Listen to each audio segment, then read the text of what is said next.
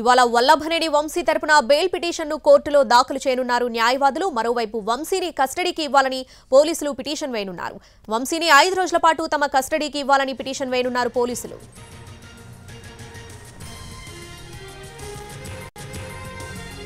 గన్నవరం మాజీ ఎమ్మెల్యే వంశీకి 14 రోజుల రిమాండ్ విధించింది కోర్టు. వంశీతో పాటు కేసులో నిందితులుగా ఉన్న లక్ష్మీపతి, కృష్ణప్రసాద్ కు 14 రోజుల రిమాండ్ విధించారు న్యాయమూర్తి. దీంతో విజయవాడ సబ్ జైలుకు తరలించారు. అయితే వంశీ రిమాండ్ రిపోర్టులో పోలీసులు కీలక అంశాలను చేర్చారు. సత్యవర్ధన్ ను బెదిరించడంలో కీలక పాత్ర పోషించారని పేర్కొన్నారు. వంశీ, అతడి అనుచరులు సత్యవర్ధన్ ను బెదిరించినట్టు పోలీసులు రిమాండ్లో చేర్చారు. అంతేకాదు వంశీకి చట్టాలపై గౌరవం లేదని పేర్కొన్నారు.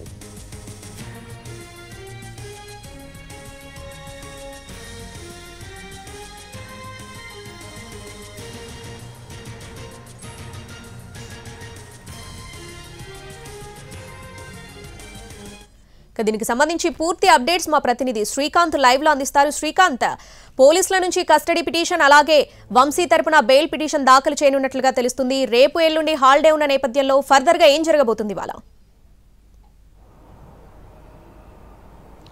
మాజీ ఎమ్మెల్యే వల్లభనేని వంశీకి ఇవాళ తెల్లవారుజామున జిల్లా న్యాయస్థానం ఏదైతే ఉందో 4th ACMM కోర్టు రిమాండ్ కూడా విధించింది. దీంతో ఆయన విజయవాడ సబ్ జైలుకు కూడా తరలించారు. దీంతో వంశీ తరపున న్యాయవాదులు అయితే ఇవాళ బెయిల్ పిటిషన్ దాఖలు చేయబోతున్నట్టుగా మనకి సమాచారం అందుతోంది. అయితే అది ఎక్కడైతే రిమాండ్ విధించారో ఆ 4th ACMM కోర్టులో దాఖలు చేస్తారా లేకపోతే ఏపీ హైకోర్టులో దాఖలు చేస్తారనే అంశానికి సంబంధించి అయితే కొంత క్లారిటీ రావాల్సి ఉంది. కానీ ఖచ్చితంగా ఇవాళ బెయిల్ పిటిషన్ అయితే వంశీ తరపున న్యాయవాదులు దాఖలు చేయబోతున్నారని అయితే మనకి సమాచారం ఉంది. ఇక మరోవైపు వంశీని అదేవిధంగా ఆయనతో పాటు అరెస్ట్ చేసినటువంటి A7, A8 వీళ్ళిద్దరిని కూడా కస్టడీకి ఇవ్వాలని కూడా విజయవాడ పోలీసులు ఇవాళ కస్టడీ పిటిషన్ దాఖలు చేయడానికి నిర్ణయం తీసుకున్నారు. ఈ కేసుకు సంబంధించి వంశీ నుంచి కీలక వివరాలు ఇంకా రాబట్టాల్సి ఉంది. ఎందుకంటే కేసులో ఇంకా కొంతమంది వ్యక్తులు పరారీలో ఉన్నారు. మొత్తం 11 మంది వరకు నిందితులు ఉంటే కేవలం 3 వరకు మాత్రమే అరెస్టులు జరిపాం కాబట్టి మిగతా వారిని అరెస్టు చేయడానికి సంబంధించి కూడా వంశీ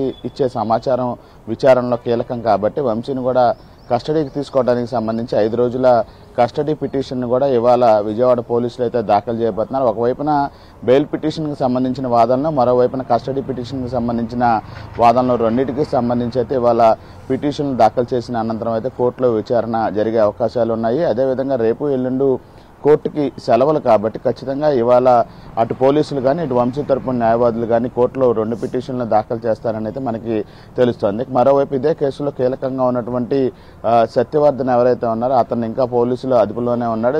ఆయనకు సంబంధించి సత్యవర్ధన్ నుండి స్టేట్మెంట్ ఇప్పటికే అధికారులు కూడా సేకరించిన నేపథ్యంలో ఆయనకు సంబంధించిన స్టేట్మెంట్ని మరోసారి మేజిస్ట్రేట్ ముందు కూడా ఇప్పించడానికి పోలీసులు మొత్తం ప్రొసీజర్ అంతా సిద్ధం చేస్తూ ఉన్నారు. మ్యాజిస్ట్రేట్ ముందు హాజరుపరిచిన తర్వాత 164 నోటీస్ ఇచ్చి సత్యవర్ధన్ నుండి స్టేట్మెంట్ కూడా రికార్డ్ చేయబోతా ఉన్నారు. సౌజన్య, శ్రీకాంత్, ఈ బెయిల్ పిటిషన్ కి సంబంధించి ఎటువంటి వాదనలు జరిగే అవకాశం ఉంది? పోలీసులు కస్టడీ పిటిషన్ వేసే అవకాశం ఉంది కాబట్టి బెయిల్ కి సంబంధించి వల్లభనేని వంశీ తరపు లాయర్లు బెయిల్ పిటిషన్ వేస్తే ఎటువంటి వాదనలు జరిగే అవకాశం ఉంది?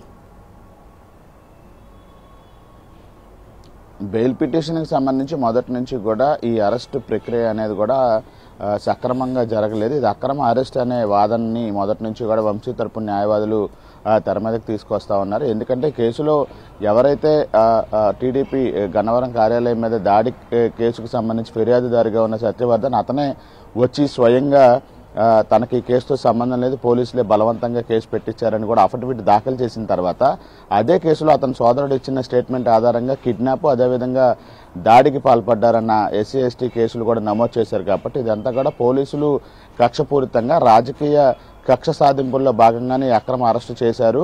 అదేవిధంగా FIR రిజిస్టర్ చేసిన సమయంతో పాటుగా వంశీని అదుపులోకి తీసుకున్న సమయం వీటన్నిటికీ సంబంధించి కూడా కొంత తేడాగా ఉంది అనే అంశాలన్నింటినీ కూడా న్యాయమూర్తి దృష్టికి కూడా తీసుకెళ్లడానికి అయితే వంశీ తరపున న్యాయవాదులు కూడా వాళ్ళకి సంబంధించిన వాదనలు అయితే సిద్ధం చేసుకుంటున్న పరిస్థితి అయితే ఉంది.